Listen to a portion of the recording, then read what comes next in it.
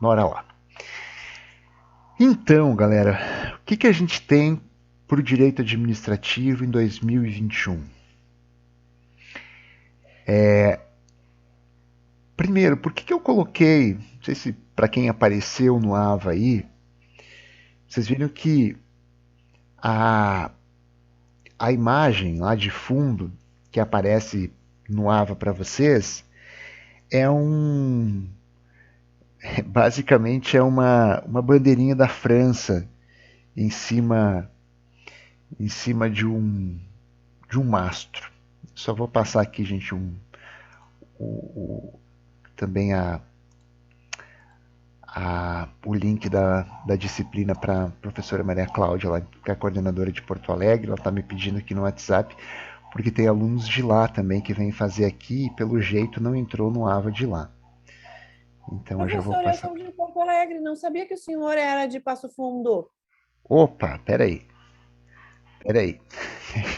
Deixa eu pegar aqui e vou passar para Maria Cláudia e já converso contigo, tá? Já, então tá aparecendo para ti.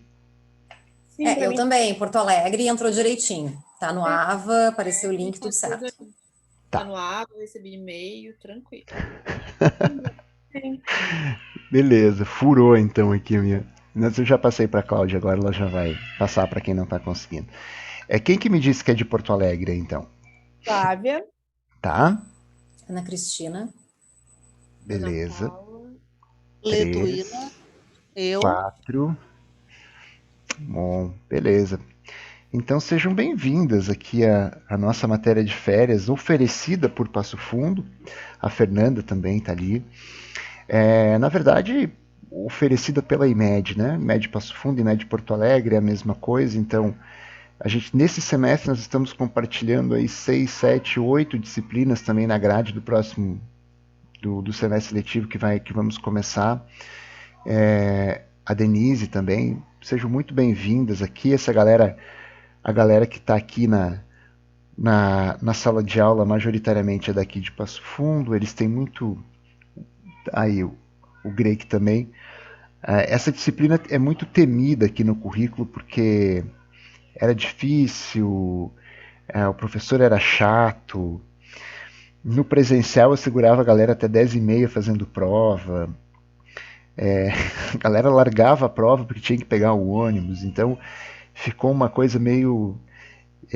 Mas agora aqui no online o leão virou gatinho e daí ficou tudo muito mais fácil, né? Porque eu sinceramente não consegui me adaptar a esse tipo de prova que o AVA faz e aí acabei utilizando de outros mecanismos no processo civil. Aqui no ADM eu dei em 2019, quando o mundo ainda era um mundo real, e depois eu não dei mais ADM2. No 2020/1 eu fui dar no 10º semestre duas clínicas, dois laboratórios de precedentes vinculantes lá no processo civil de improbidade administrativa também no 10º. E depois eu vim para o processo civil nesse semestre dar duas cadeiras de processo civil. E aí agora eu estou aqui com o ADM2. Então, depois do presencial, a gente está chegando agora com o ADM2. Isso, isso primeiro que me dá uma saudade danada, né? A última vez que eu dei o ADM2 foi lá em 2019 na sala 204, cheia, quase 50 alunos também. E, e agora estou dando dessa forma aqui. Não acho que a gente vai ter prejuízo, viu? Acho que não. O online permite muitas coisas legais que o presencial não permite, embora a gente não tenha todo aquele aparato de sala de aula, o clima, né, que é o que realmente faz ser a cocaína do professor a sala de aula, né? Mas vamos fazer o que temos de melhor para fazer. Tenho certeza que no próximo semestre estaremos todos de volta às nossas salas de aula, não nesse aqui, talvez, tá? Mas não sei, talvez a gente ainda tenha novidades para o próximo agora, para o 2021/2. Talvez sejam novidades graduais.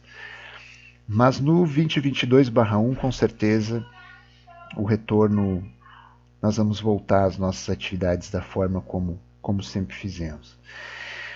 E o que eu acho mais legal é que o administrativo 2, ele sempre teve a ementa vinculada a licitações, improbidade administrativa, responsabilidade civil e intervenção do Estado na propriedade. Só que nós precisamos atualizar a ementa dele, fizemos isso em 2019, incluindo, por exemplo, os temas da anticorrupção, da gestão de riscos na administração. Não está lá a LGPD, mas a gente tem que trabalhar isso também na administração pública. E, basicamente, assim, agora, com o começo da pandemia, é que chegou para todo mundo o recado que nós, administrativistas, aí quem é aí de Porto Alegre, acho que tem no professor Gustavo Santana, o administrativista da casa, aí em Porto Alegre, né? Acho que é só o Gustavo que dá ADM aí, né? Sim. Acho que não tem outro professor que dá administrativa em Porto Alegre, né? A princípio, não. O Gustavo é um cara fantástico, muito querido. Aliás, eu e ele estamos coordenando agora. Save the date, marquem essa data, 25 de agosto. 25 de agosto, nós vamos fazer um evento, um webinar, com 4 dos principais nomes do tema de licitações no Brasil hoje. Nós vamos trazer a professora Irene Nohara, a professora Cristiane Stropa, o professor Joel Niebur e o professor José Sérgio da Silva Cristóvão para falar sobre licitações, a nova lei de licitações, o novo regime jurídico de licitações. São 4 dos principais nomes hoje do direito administrativo no Brasil. Então tem muita faculdade, universidade aqui em volta fazendo lives sobre licitações e vendendo como grandes eventos. A gente vai trazer 4 dos principais administrativistas do Brasil hoje para conversar sobre esse tema. Então, save the date, marquem aí 25 de agosto. Nessa semana eu e o Gustavo estamos encaminhando para eles a sessão de direitos de imagem e voz, e aí vamos poder começar a publicidade em cima desse evento. Vai ser muito legal mesmo, que vai marcar o início de alguns eventos de direito administrativo que a gente vai fazer até o final do ano, para conversar sobre licitações e contratos administrativos, depois sobre improbidade administrativa, também a gente já tem montada uma forma de evento também para improbidade. Isso tudo porque o direito administrativo, como eu estava dizendo para vocês na abertura, ele se tornou, a partir do início da pandemia, isso ficou visível para todo mundo, mas nós administrativistas enxergávamos isso já há muito tempo. E eu estava dizendo para vocês por que eu coloquei aquela bandeirinha da França lá na nossa disciplina no AVA. Se a gente for olhar, se vocês pegarem aquela imagem e forem procurar no YouTube, vocês vão ver que ela é uma imagem estilizada, né, da bandeira francesa hasteada no Conselho de Estado francês. Isso não é sem razão. Não é sem razão. Portanto, aquela imagem que está ali é uma estilização da bandeira francesa no Conselho de Estado francês. É muito interessante porque nós dizemos que o direito administrativo, como a gente conhece, esse direito administrativo moderno, ele nasce na Revolução Francesa. Aqui em Passo Fundo, quem fez o ADM1 com a Raquel deve ter visto isso. Em Porto Alegre, quem fez com o Gustavo também. Os primórdios do direito administrativo, o nascimento do direito administrativo, é nesse tempo. E esse regime jurídico administrativo que nasce na França com o advento da Revolução Francesa, ele é um direito administrativo baseado na supremacia do interesse público sobre o interesse privado. Tanto que tem 2 autores portugueses excelentes, o Paulo Otero e o Vasco Pereira da Silva, que identificam nesse início do direito administrativo, da supremacia do interesse público sobre o interesse privado, um início autoritário do direito administrativo. Eles vão dizer o seguinte: como que nasce, que a gente sempre escutou lá no ADM1 também, quando está começando a disciplina, A gente sempre escutou que o professor disse assim: o sistema francês, existe o sistema francês de direito administrativo, da dupla jurisdição, e existe um sistema diferente, que é o que nós utilizamos, que é um sistema de jurisdição única para direito administrativo e para o sistema judicial. No direito francês, portanto, a gente tem uma situação em que as demandas administrativas têm uma jurisdição própria.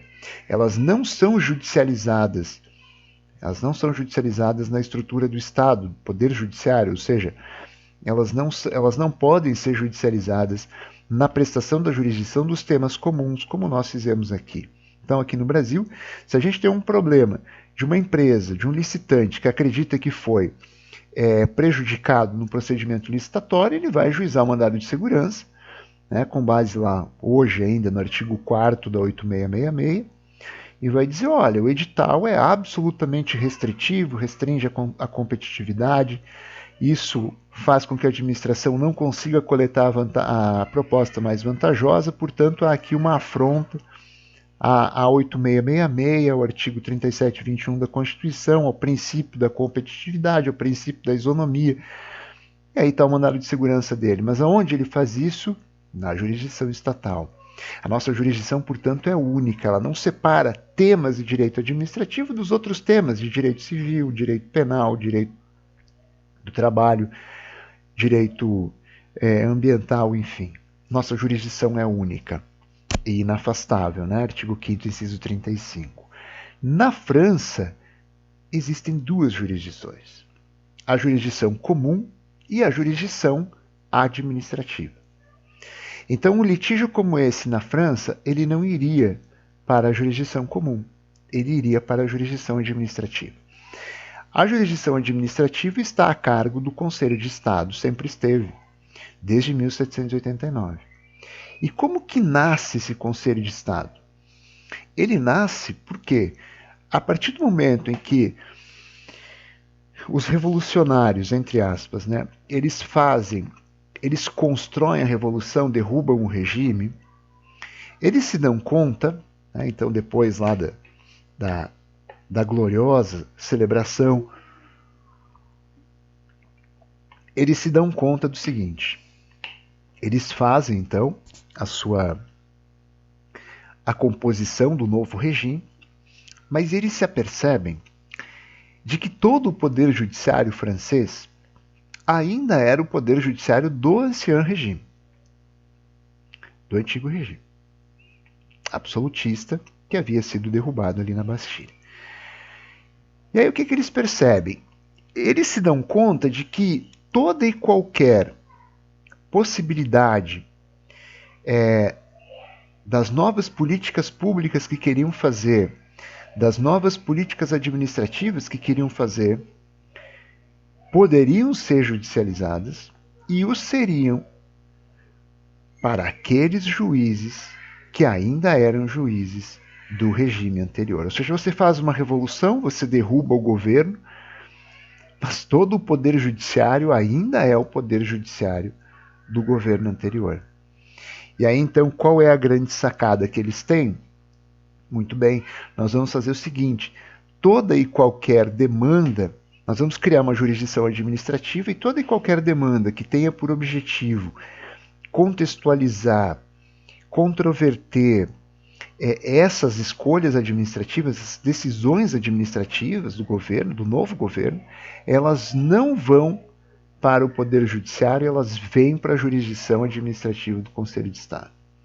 E então eles criam o Conselho de Estado, e o Conselho de Estado era o responsável então por julgar todas as demandas de cunho administrativo, ou seja, de direito administrativo, direito público e regime jurídico administrativo, que naquele momento histórico eram o quê? Eram todas as decisões de Estado, eram as decisões administrativas, as políticas públicas, enfim. E aí olha que interessante, né? Então, vão nos dizer Paulo Otero e Vasco Pereira da Silva que esse é um começo autoritário do direito administrativo. Por quê? Porque ele tem um objetivo claro e inequívoco de tirar da jurisdição estatal as decisões sobre direito administrativo, colocando num Conselho de Estado aparelhado e nomeado todo pelo novo regime, que, lógico, né, não faria e não tomaria nenhuma decisão que pudesse alterar aquelas decisões administrativas do regime. Esse começo pretensamente autoritário do direito administrativo, lastrado lá na supremacia do interesse público sobre o direito privado, é o que dá origem ao que nós conhecemos aqui no Brasil, a regime jurídico administrativo. Né? Dá origem ao que nós temos até hoje, ou até o ano de 2018, 2019, como o que conhecíamos por regime jurídico administrativo. Então, se nós viermos aqui para o tema das licitações, nós vamos perceber o quê? O que é a licitação? Basicamente, é a escolha da proposta mais vantajosa para a administração. Nem sempre a gente vai ver isso, nem sempre é a proposta mais barata. Né? Então está lá no artigo 4º, no 3º, no 4º da 8666, o objetivo da licitação é a seleção da proposta mais vantajosa. Às vezes vai ser a mais barata, às vezes não. Então, por exemplo, quando nós pegamos uma licitação do tipo e modalidade são coisas diferentes, a gente vai ver isso. Mas o tipo é o critério de julgamento. A modalidade é uma das modalidades que estão ali no 23 da 8666 ou lá no 73 da 1433. Mas basicamente, modalidade é concorrência, leilão, tomada de preço, convite e concurso, na 8666. Tipo é preço, técnica ou técnica e preço, critério de julgamento. Então imagine uma licitação que seja do tipo preço. Bom, aí vai ser a proposta mais barata. Então, por exemplo, lá, o município aqui de Passo Fundo quer comprar 30 mil litros de óleo diesel, 40 mil litros de gasolina e 50 mil litros de álcool combustível. Né? Então, ela quer pagar menos. Quem fizer o menor preço dentro da habilitação e dentro da classificação vai ser a proposta vencedora. Agora, o município também pode fazer uma licitação em que ele diz o seguinte, é uma concorrência, eu quero asfaltar, recapear a Avenida Brasil do Trevo, aqui da saída para Erechim até a Rua 20 de Setembro, no bairro Boqueirão. Quero pagar por isso, ela precisa ter X e X requisitos, e eu quero pagar 21 milhões de reais. Quem faz? Essa é uma licitação do tipo técnica e preço. Então, os interessados em fazer todo aquele serviço que a administração quer, recapear a via, fazer calçadas, canteiros centrais, encapsular fios, retirar postes, tudo isso, e quiser fazer isso por 21 milhões de reais, vai poder entrar no certame. Tá?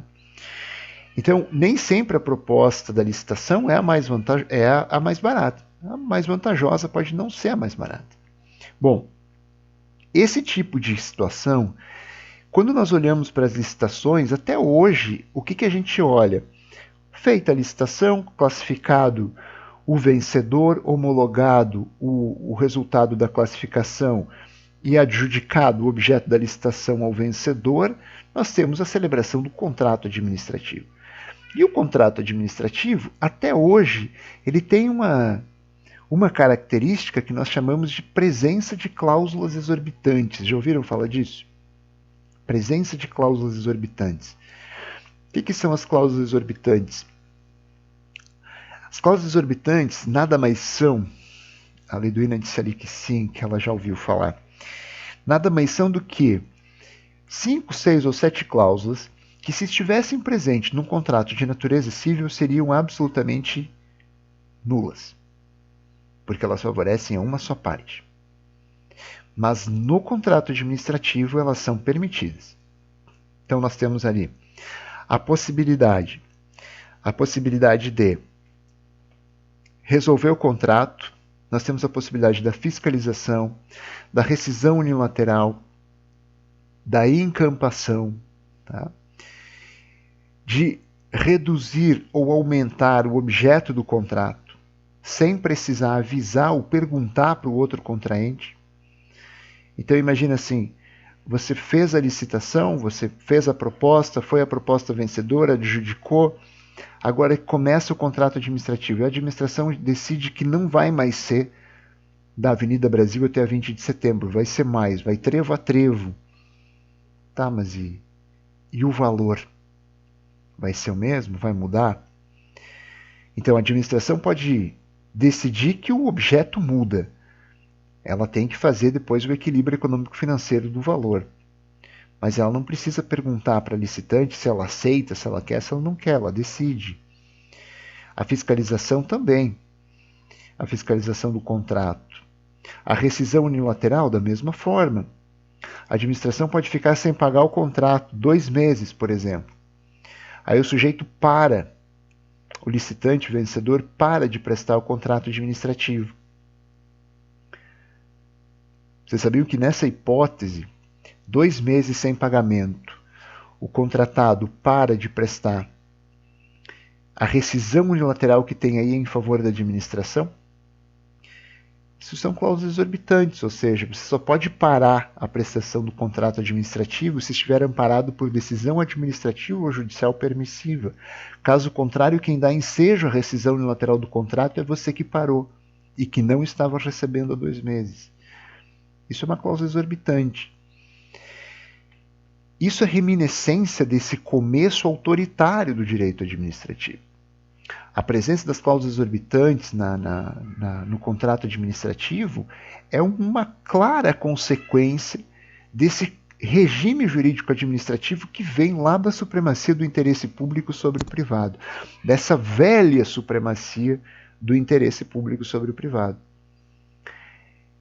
Ok, isso anda, isso vem até o século XX, nós abrimos o século XXI, isso continua.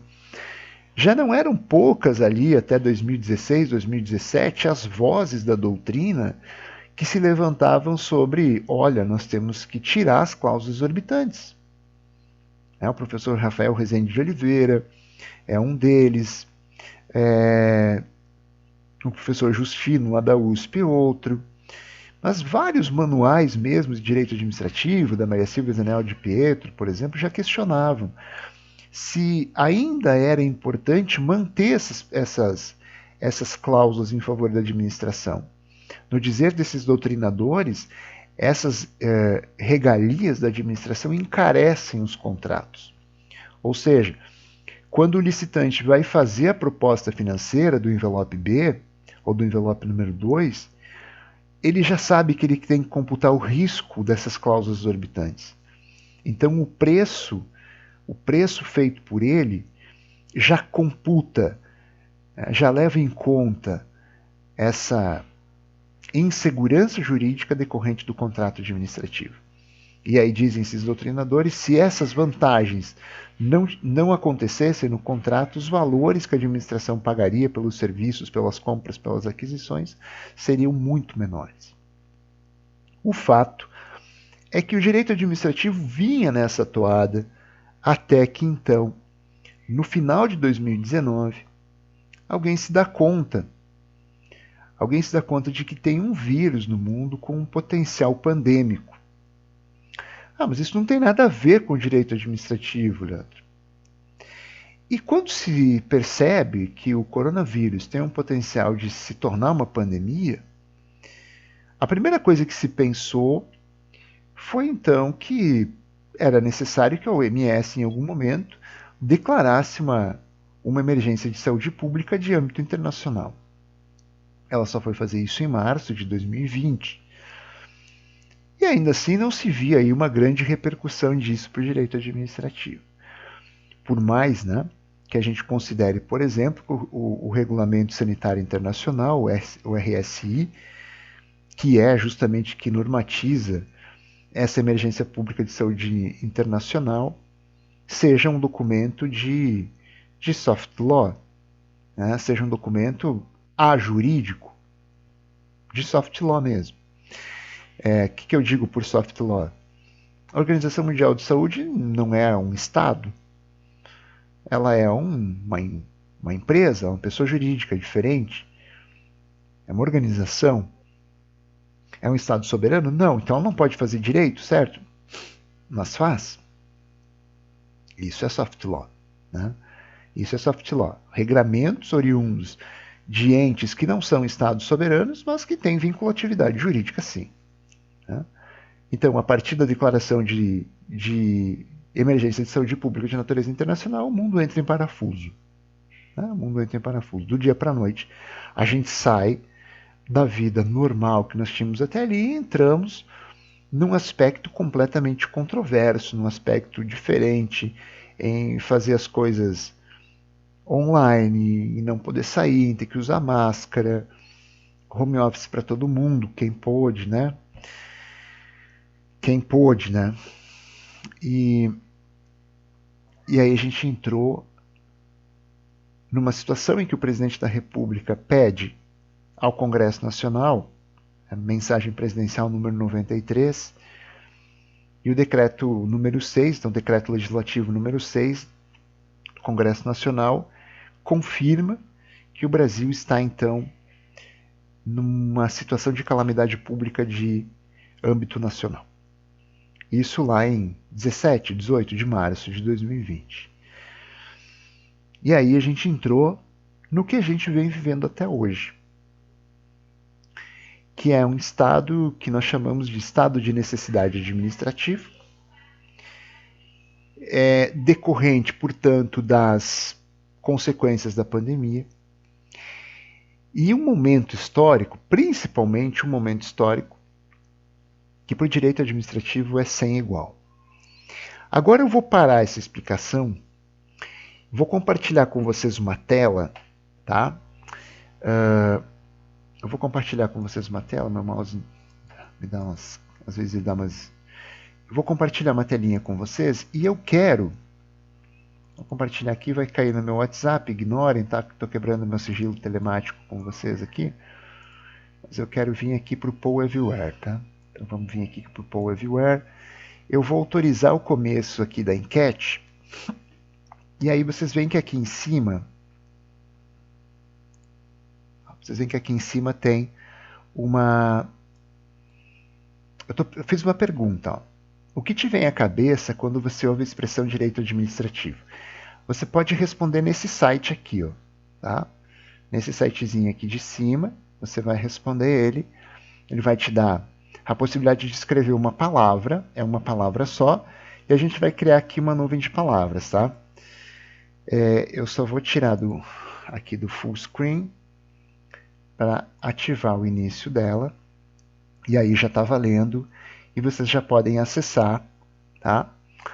E vocês já podem ir escrevendo as palavras que vocês consideram vir à cabeça quando vocês ouvem falar em direito administrativo, tá?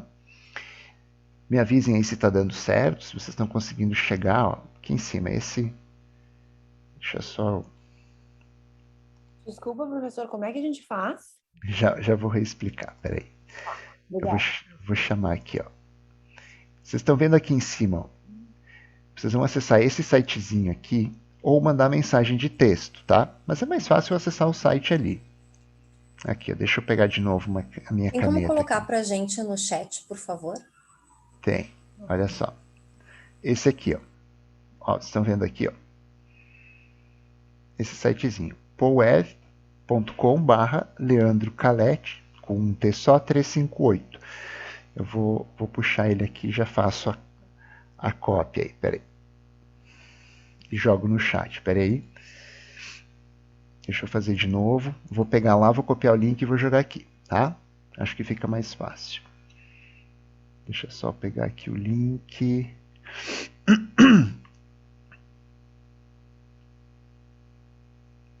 Tá. Tô fazendo a cópia aqui e já vou largar aqui, ó.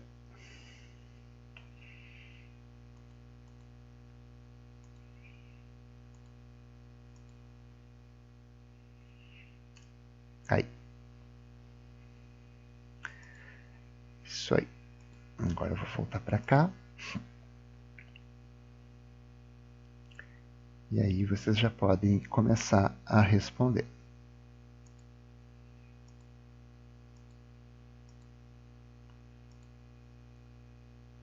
vou usar de novo aqui.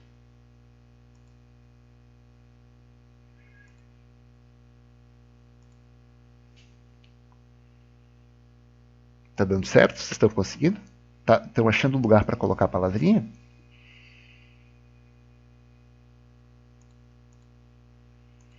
Vou botar de novo aqui.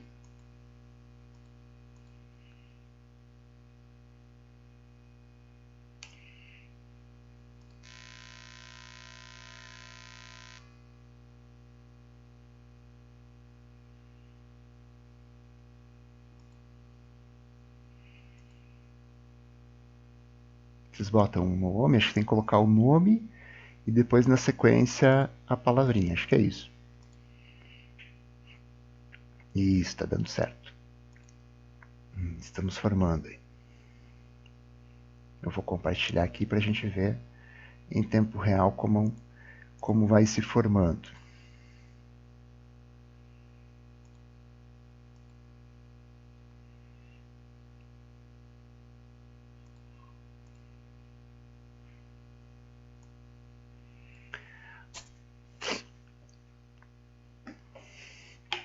Por enquanto está ganhando ali organização.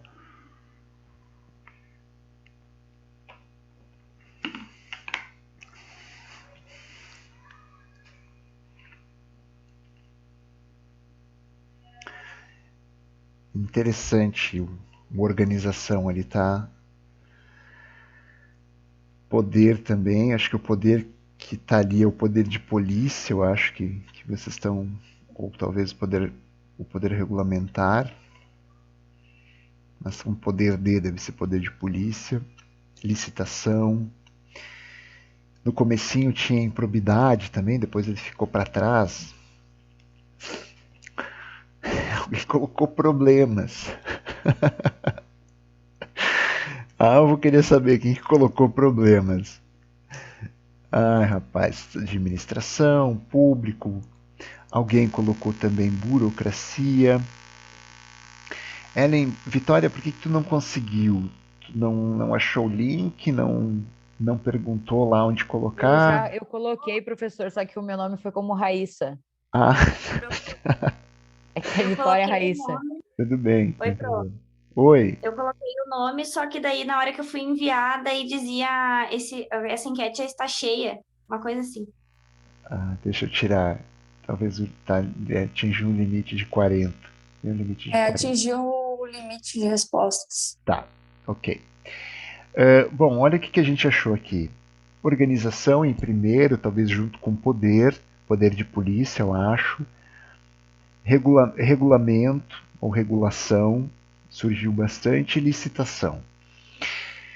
Sim, todas essas palavras aqui, elas encaminham para direito administrativo.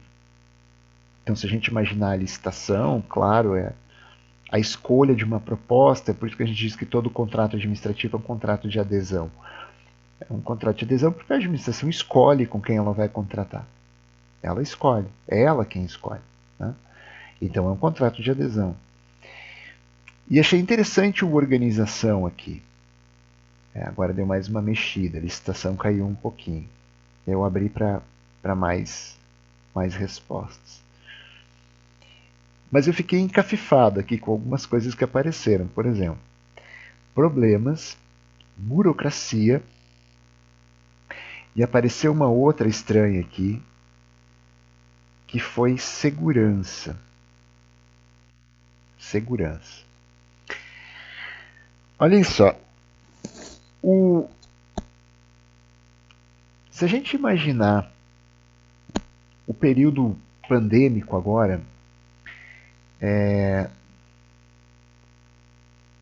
vamos pensar o seguinte. Se nós tivéssemos que hoje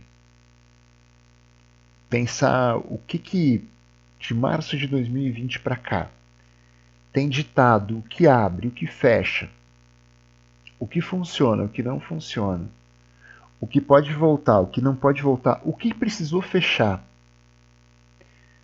Que direito é esse?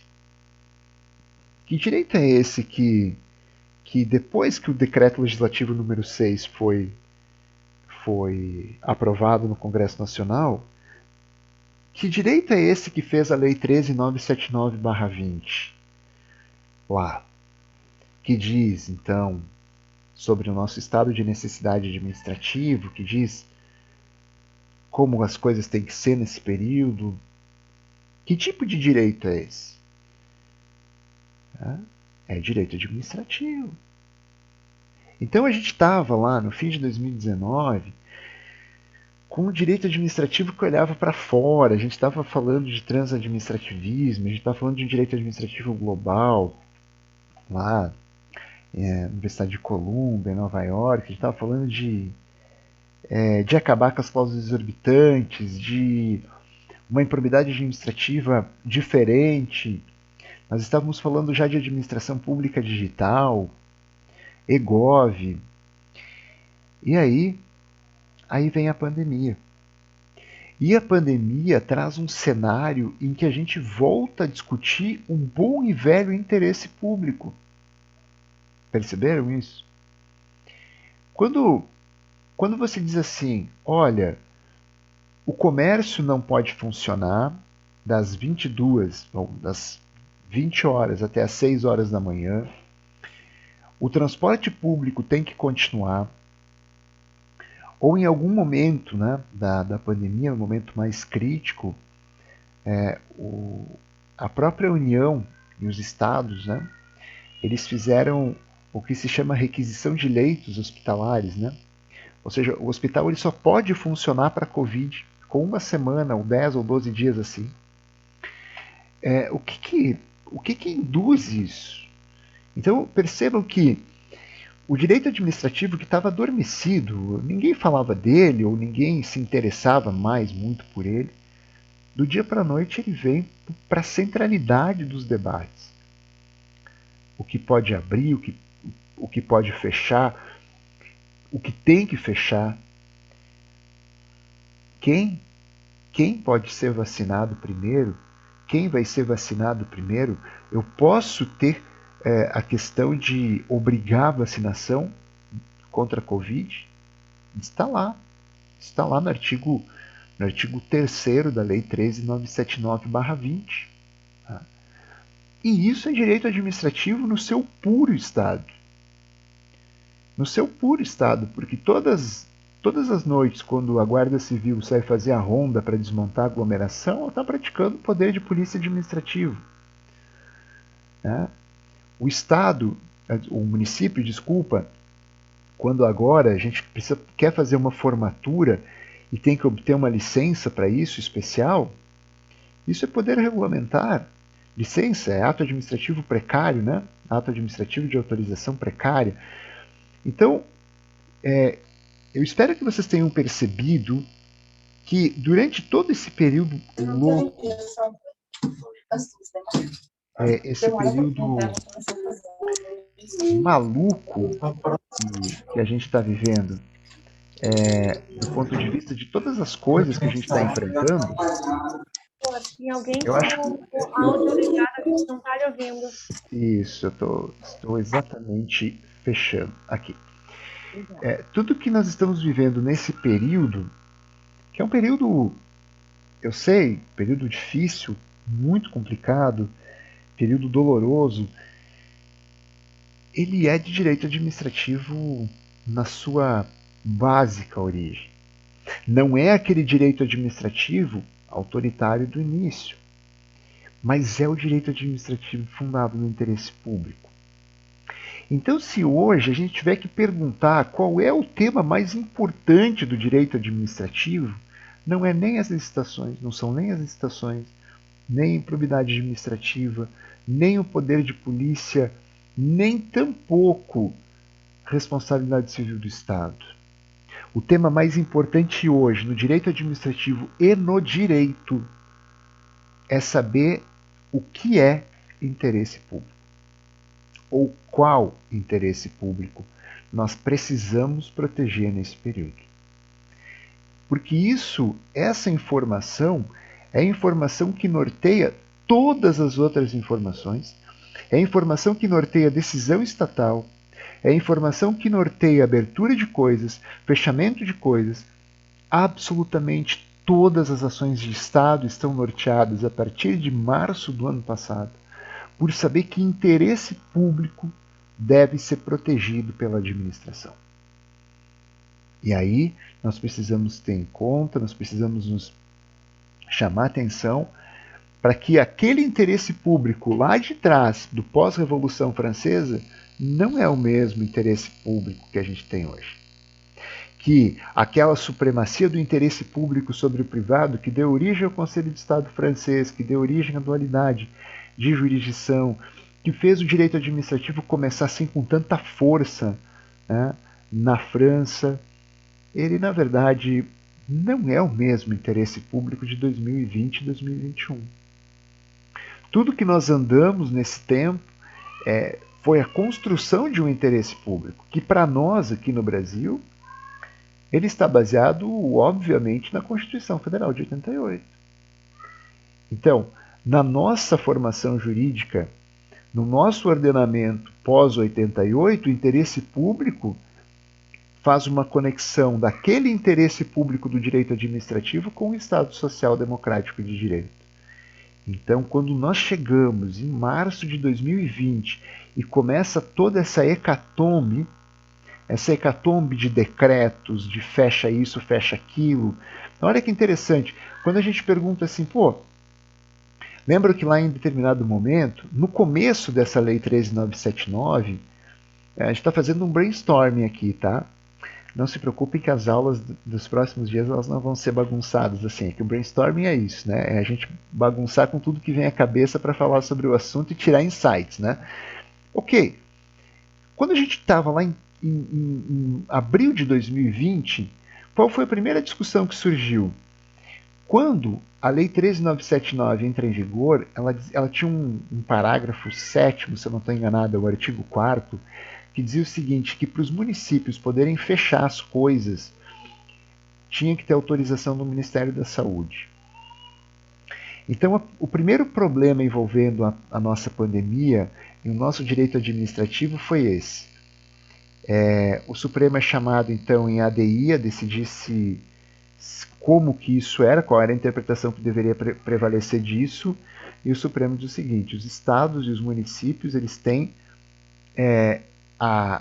não apenas a possibilidade, mas a obrigação de fazer a sua legislação de acordo com os seus interesses locais, mantido o pacto federativo. Isso queria dizer o quê? Isso queria dizer que o que o Supremo disse? Ele disse que o interesse público, quem afere, é local. Então, se o município de Passo Fundo está passando por um problema sério, ele precisa restringir a circulação do vírus nesse momento, ele pode fazer lockdown? Pode. Mas, Leandro, o decreto estadual diz que não é lockdown. Ok, mas o decreto municipal diz que é. E isso é pacto federativo. Isso é pacto federativo. E aí, quando nós formos olhar para o estado de necessidade administrativo, vocês vão perceber que a legislação desse tempo excepcional e temporário, ela pode inclusive contrariar a própria Constituição. Porque nesse tempo excepcional, nesse tempo de decisões que precisam ser tomadas com absoluto imediatismo, às vezes, em muitas oportunidades não se dá tempo. O gestor não está ele não tem o tempo a seu favor na decisão administrativa. E isso induz erro. Né? Toda vez que o gestor não tem o tempo, ele é induzido a erro. Então o que eu quero que vocês notem é que tudo que nós estamos vivendo de 2020 para cá deixa muito clara a importância do direito administrativo, algo com o que nós não éramos acostumados. Nós não éramos acostumados, por exemplo, a falar em poder de polícia, nós não éramos acostumados a falar em precedência de decreto, incompetência concorrente para legislar sobre saúde, para legislar sobre vacina. Então, quando alguém disse assim, olha, nós precisamos acelerar o processo da Anvisa para a aprovação da vacina X, isso é regulação administrativa. Isso é poder regulamentar, dizer que medicamento pode ser vendido aqui ou não, que medicamento é aprovado aqui ou não. Então, a pandemia é um horror. Isso que nós estamos vivendo é uma experimentação, uma expiação absolutamente horrível, né? Necessária, dizem alguns, mas horrível, tormentosa para todos. Mas percebam que para o direito administrativo, ela colocou em evidência a importância do direito administrativo. Ela deixou claro, de novo, que não é por qualquer razão que o direito administrativo é a organização do Estado. Né? E foi uma das palavras mais votadas aqui, organização. Então, tudo que nós imaginávamos que o direito administrativo tinha de prolixo, de complexo, de ruim, de sisudo, de... Nossa, não. Direito administrativo é vida. Direito administrativo é 24 horas. Você sabe que a gente tem no direito administrativo, a gente tem daquelas pouquíssimas, raras manifestações do direito por mímica, né? Quando a gente de trânsito está no sinal, aqui em Passo Fundo, para nós na sinaleira, não sei se Porto Alegre fala semáforo, mas a gente fala sinaleira. Quando o guarda de trânsito está ali, por exemplo, a sinaleira ficou inoperante, ele está ali, né, na esquina da escola, vai, vem, para, silvo. Isso é ato administrativo por mímica.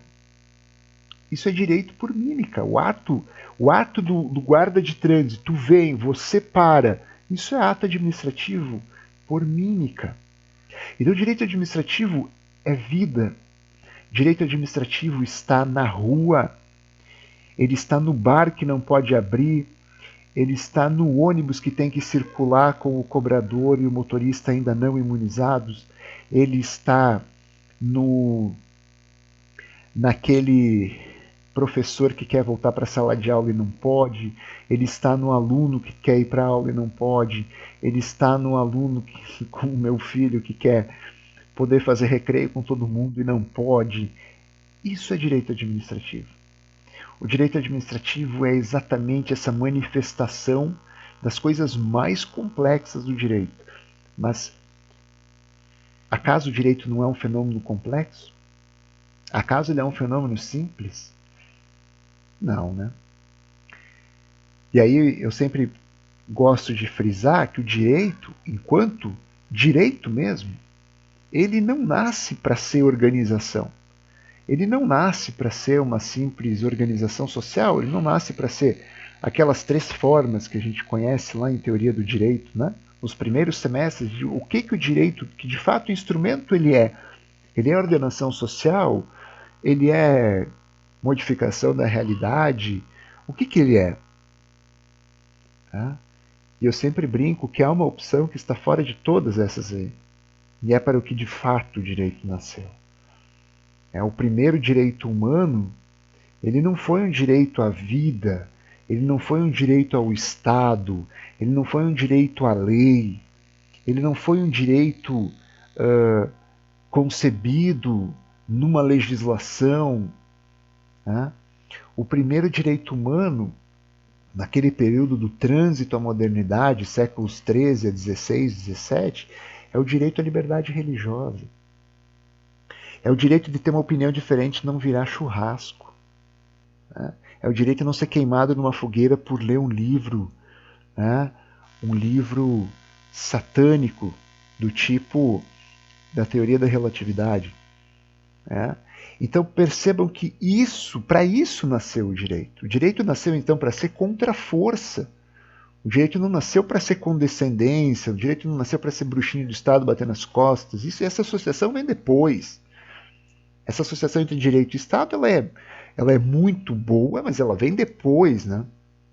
Era juntar a fome com a vontade de comer porque um precisava do outro. E ainda mais quando depois o direito romano também se associa a isso, né? Agora, quando ele nasce, e ele nasce ali nos primórdios a gente tinha um pingo de humanismo na doutrina ibérica da paz, lá atrás, quando a doutrina portuguesa e espanhola começa, os próprios membros do clero começam a dizer, peraí, o que a gente está fazendo com os índios? Em nome de Deus? Peraí, que Deus... Tinha umas cabeças com rara iluminação ali, e questionavam o genocídio indígena. Mas isso fica ali. Depois isso aflora de novo aqui, nesse humanismo antropocêntrico, nesse humanismo da Revolução Científica. E aí sim, agora ele tem força, ele tem a força do iluminismo, ele tem a força para se fazer ouvir e ser forte. E aí a gente consegue essas primeiras manifestações do direito sendo exatamente um anteparo, uma contraforça, um pé na porta, não um tapinha nas costas. Eu sempre digo isso para a gente lembrar que o direito então é vida, que o direito não é o que está na lei, o direito não é o que está no código. Aquilo é manifestação escrita de algo que politicamente foi referendado e está lá num código, foi conveniente para alguém que ele esteja lá. Mas o direito tem que ir além disso. O direito tem que ir além disso, o direito tem que ir para a rua, o direito tem que ir para a vida, ou seja, nós não podemos dissociar o que acontece ali na calçada do que é direito para nós. Ou se nós formos fazer isso, então a gente tem que fechar as faculdades de direito e todo mundo ir fazer educação física, porque pelo menos a gente não fica gordo e fica tanquinho, né? Pelo menos a gente consegue ter aptidão física, no meu caso, né? Ou alguma coisa que a gente não perca os cabelos. Mas enfim, quando eu digo isso, é para dizer, por exemplo, que o cara que está ali na rua e não foi vacinado ainda é direito. Que o sujeito que está em vulnerabilidade social e mora na rua, como é que você vai dizer para ele ficar em casa? Que casa? Que casa, né? Qual é o protocolo? É álcool gel, ficar em casa, ok, o sujeito não tem nem casa, ele mora na rua, ele não tem nem água, ele torce para chover para poder se limpar, e ele não tem álcool gel, nem sabonete, nada disso. Onde está o direito aí, né? Ou como diz o narrador aquele da ESPN, onde está o seu Deus, né? Onde está o seu Deus? E agora, onde está o seu Deus? É doido pensar que eu tava vendo a Karina orientando da Protássia me passou um dado. Mais ou menos 9.000 pessoas foram despejadas de suas casas desde o início da pandemia. E agora que saiu uma decisão do STF que para suspender esses processos, enfim, quase 10.000 famílias. Sim, foram inclusive despejadas. comunidades indígenas inteiras, né? Inclusive comunidades indígenas inteiras. Mas isso, Laura, isso é reflexo do quê? Se a gente imaginar assim, por exemplo, né? Você fica imaginando, pô, mas onde é que está o direito nessas situações? Então, é isso que eu estou tentando dizer. O direito, enquanto ideal, que é aquilo que nasceu no século XVI, XVII, né, nesse período do trânsito da modernidade, ele não é o direito dos códigos, não é o direito da lei. E não é isso que a gente tem que buscar aqui dentro, porque se fosse isso, bastava abrir o código. Nós seríamos todos belíssimos autodidatas para ler códigos, né? Então, tanto tem um problema aí, porque texto normativo é uma coisa, norma é outra, Kelsen já avisou isso para a gente em 34, como tem outro problema, o direito não é só o direito oficial. O direito não é só o direito oficial. Nós temos direitos à margem da lei, nós temos soft law, nós temos direitos não oficiais. A grande perspectiva é de a gente conseguir compreender o direito em todos esses direitos que ele tem. Em direitos e não direitos. Essa é a grande perspectiva do direito. A gente conseguir enxergar que tem um direito que está posto, que está colocado, e de que nós temos outros direitos que muitas vezes não são feitos pelo Estado, mas que se impõem também com certa vinculatividade jurídica. Ou alguém tem alguma dúvida, por exemplo, de que quando nós fizemos a Copa do Mundo aqui no Brasil, a gente relativizou metade da nossa legislação. Em nome do quê? Para atender o interesse de quem? De uma empresa privada, com sede na Suíça, né, que faz o evento Copa do Mundo. E assim é agora, por exemplo, então quando nós fizemos os contratos de vacina, todos eles têm uma disposição que jogam para o Estado a responsabilidade pelos adversos, né, na aplicação da vacina. Isso é mudar a nossa legislação. Nossa legislação de responsabilidade civil diz exatamente o contrário. Então, o que eu quero que vocês notem, eu já vou dar 5 minutinhos para a gente ter um intervalo. O que eu quero que vocês percebam que o que a gente vai ver aqui nas próximas 3 semanas tem muito pouco a ver com organização do Estado, tem muito pouco a ver com regime jurídico administrativo. Tem muito a ver com vida, com a vida que a gente enfrenta aí fora. Tem muito a ver com problemas, sim, quem colocou aqui. Tem muito a ver com política, sim. Tem muito a ver com controle, tem muito a ver com burocracia. Mas o que eu quero que vocês notem e tenham uma percepção é de que mesmo o direito administrativo, que a gente sempre imagina como um direito lá da Constituição, da parte da organização do Estado, esse direito administrativo é o que acontece ali na rua. Esse direito administrativo é o que diz quem vacina primeiro. É esse direito administrativo que diz o que abre e o que fecha. É esse direito administrativo que fez o governador do nosso estado capitular, voltar atrás, né? Refazer a política para poder escapar de um cenário de decisões judiciais adversas. Esse fenômeno aquele fim de semana de decisões judiciais para um lado e para o outro na abertura das escolas, que se deu ali em março ou abril, não estou bem lembrado agora. Não, foi em maio, né? Porque logo depois ele mudou e aí em 28 de maio as crianças voltaram, né? Aquele fim de semana foi emblemático e foi maravilhoso para o direito administrativo. Porque nós conseguimos enxergar claramente, né, que o Estado driblou o Poder Judiciário. Foi mais ou menos como se nós voltássemos à França pós-revolucionária e criássemos um Conselho de Estado. Foi quase a mesma coisa, porque então o que o Estado do Rio Grande do Sul fez? Se o problema é a bandeira, que as decisões judiciais referem que na bandeira preta não se pode fazer cogestão, então eu tenho o poder de mudar o direito, eu tenho o poder de mudar a bandeira, eu tenho o poder de dizer não existem mais bandeiras.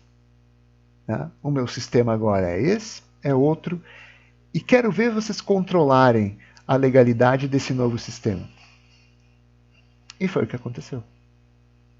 Foi uma aposta arriscada? Arriscadíssima. Arriscadíssima do ponto de vista político, porque podia estar tudo errado, as nossas crianças terem surtos, e hoje nós estamos falando de algo que foi terrível. Mas parece que houve alguma estabilidade e a estratégia do Estado deu certo. Isso é o quê? Isso denota o quê? Isso denota que o Estado utilizou-se da política e se utilizou do seu poder de dizer o direito para alterar o direito que impedia ele, por controle de legalidade do Poder Judiciário, de fazer o que ele queria. Exatamente de fazer o que ele queria. E isso é direito administrativo, isso é vida, isso é realidade, isso impacta a vida das pessoas. Tá? Então, quando hoje você viralizou aquele vídeo, né, da moça que estava, da digital lá, que estava na balada e ficou brava porque a Guarda de Trânsito de São Paulo foi impedir a balada, né? E ela saiu vociferando e tal, e mandou eles irem para a favela, cuidar das favelas e não nas festas de High Society, que lá não acontece nada de ruim. Mas ela tá brava com o que ali? Ela tá direcionando o ódio dela para o poder de polícia. Ela está direcionando o ódio dela para um estado de necessidade administrativa que diz: você não tem liberdade para exercer o teu direito de ir e vir. Vocês perceberam isso? O estado de necessidade administrativa que nós estamos tolhe a nossa liberdade de ir e vir. Assim, do nada. Você não tem mais direito de ir para a balada. Você não tem mais direito, tá, de estar num local fechado menos de 1,5 metro de uma pessoa. Vocês não têm mais direito de ir para a academia, percebe? Em determinado tempo as academias ficaram fechadas. Tolhe o direito de ir e vir. Mas isso, Leandro, contraria a Constituição. Sim, mas o estado de necessidade administrativo pode contrariar a Constituição. Porque o período que nós estamos vivendo é excepcional, extraordinário e temporário. Né? Queremos nós, né? Temporário. E isso é direito administrativo. E é nesse super lugar que a gente está enfiado. Em tentar saber o que aqui dentro normatiza uma coisa e outra. Então, é super importante a gente observar que isso que acontece na vida, e que eu estou tentando chamar a atenção de vocês para vocês perceberem, ali na rua, a pessoa que toma vacina primeiro, o sujeito que reclama porque ele teve a vacina, ele queria a vacina Aqui em Passo Fundo aconteceu no fim de semana que a galera foi lá pro CTG Lalão Miranda, onde as vacinas são aplicadas em tipo um drive-thru e tal, para escolher vacina, né? Então tinha lá um fim de semana em que tu podia fazer... As pessoas das levas anteriores foram vacinar porque sabiam que naquele dia era a vacina da Pfizer, que agora não é mais queridinha, agora a queridinha é a vacina da Janssen, né? E aí eles chegaram para vacinar e ouviram do direito administrativo ordenador a seguinte disposição: vocês querem vacinar, vocês vão esperar todo mundo que está aqui, que é da fase atual, e depois então, se sobrar, vocês serão vacinados. Isso é direito administrativo. E direito administrativo é vida, porque o direito é vida. Não é porque o direito administrativo é mais do que o constitucional, é mais do que o penal, não. Nenhum direito é mais do que o outro. Eles estão em lugares diferentes. Em determinada situação, o civil vai ser mais importante que o penal, em outra, o contrário. O detalhe é que o direito é vida. O detalhe é que o que acontece ali na rua, ele importa para o direito. E a velocidade do direito transformar isso em lei ou em codificação é desimportante. Não é importante. Aliás, a codificação talvez seja o menor dos atributos do direito. Eu sempre brinco com um exemplo que é muito simples. Quando a gente fala em filiação, por exemplo, lá no direito civil, a Lívia sempre pergunta assim, ou lá no Civil 1 mesmo, né, quando o Yuri está dando, reprodução assistida está na lei? Não. Procurem no Código Civil para ver se vocês encontram alguma coisa sobre reprodução assistida. Não tem. Quantos embriões pode implantar? Em que idade? Não está isso lá. Como mantém? Aonde? Em que condições? Quem pode ser barriga de aluguel? Isso está no código? Não. É importante? Super. Porque cada vez mais casais fazem isso. Casais hétero, casais homo, sem problema nenhum. E se acontece, por exemplo, imagina um casal homo ou hétero, eu não tenho nenhum problema com isso em absoluto. Imaginem se o casal sofre um acidente de trânsito e morre em Comoriense. E tem 8 embriões congelados na clínica. Isso é bem? Isso vai para o inventário? E no divórcio? Quando estava tudo bem, eles congelaram 8. E agora que se divorciar? O que pode acontecer? Entra no divórcio? Ou mais ainda, um deles pode querendo usar?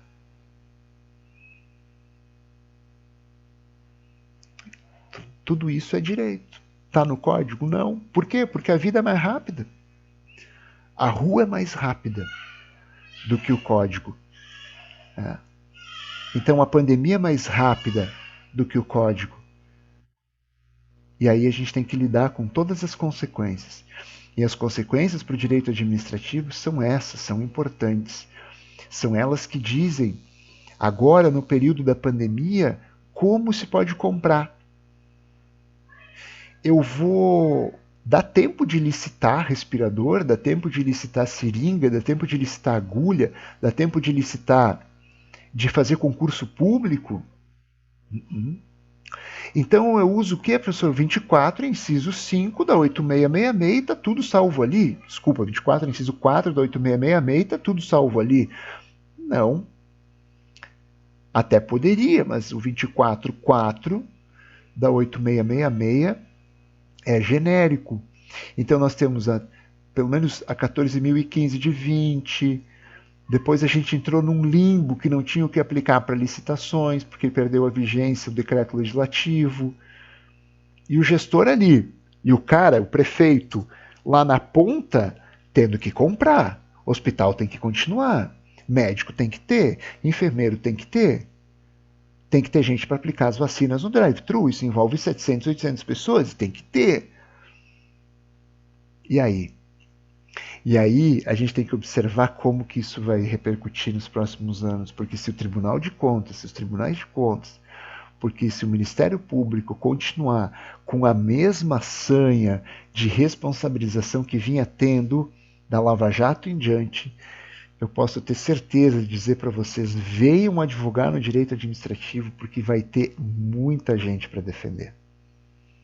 Vai ter muita gente precisando de advogado administrativista para se defender da improbidade administrativa, para se defender das ações de ressarcimento, para devolução de dinheiro, para se defender de crime lá da lei de licitações. Então, nós estamos vivendo um momento da humanidade singular por tudo. Singular porque nós chegamos nesse momento, muito provavelmente por escolhas do nosso próprio livre-arbítrio, não tenho dúvida disso. Singular porque tudo está sendo questionado, e singular também no direito, porque o direito é vida.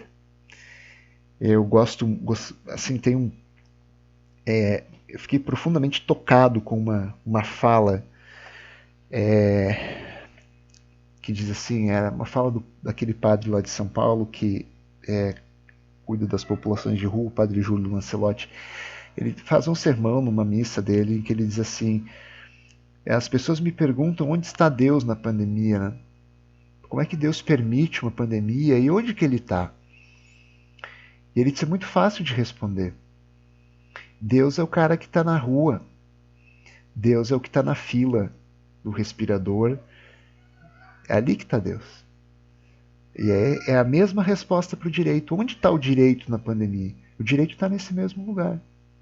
Está no cara que não tem acesso à vacina, está no morador de rua, está no despejado, está naquele que precisa da jurisdição e o Poder Judiciário fechou. Né? Então, essa primeira parte da nossa aula foi para a gente tentar reflexionar um pouquinho sobre o que a gente vai trabalhar aqui. E a gente vai trabalhar aqui com algo que acontece todos os dias na nossa realidade. E não só para quem, como a Luísa, por exemplo, trabalha dentro da administração. Tá? Mas para todo mundo, porque todos nós somos impactados por isso. Tanto aquele que está dentro da prefeitura, que trabalha para o município e precisa então fazer a máquina administrativa movimentar a partir de quem tem que dar o serviço público, como para nós que estamos aqui fora e que somos receptáculos, somos destinatários desse serviço público. E todos nós somos destinatários do serviço público. Todos nós somos destinatários da administração. E hoje, pelas melhores teorias, pelas melhores compreensões do direito administrativo, nós deveríamos agir com controle social, controlando a própria administração. Mas daí isso é outra história. Vamos fazer 5 minutos de intervalo, gente, são 8h50 até 8h55, pode ser? Eu não gosto de dar intervalo assim, porque quebra um pouco a aula, e depois quando eu volto está metade dos alunos. Mas eu faço votos que não, tá? E que eu volte daqui 5 minutos e encontre as mesmas 48 pessoas aqui, certo? Então 5 minutinhos só para um pit stop rápido, e o Vanderlei Cardoso voltar, tá? E fazer também um enchimento aqui do meu cantil, e eu deixo aqui uma musiquinha, quando ela terminar eu já volto, pode ser? E aí a gente começa a ver o que nós vamos ver mesmo, tá? Já volto aí.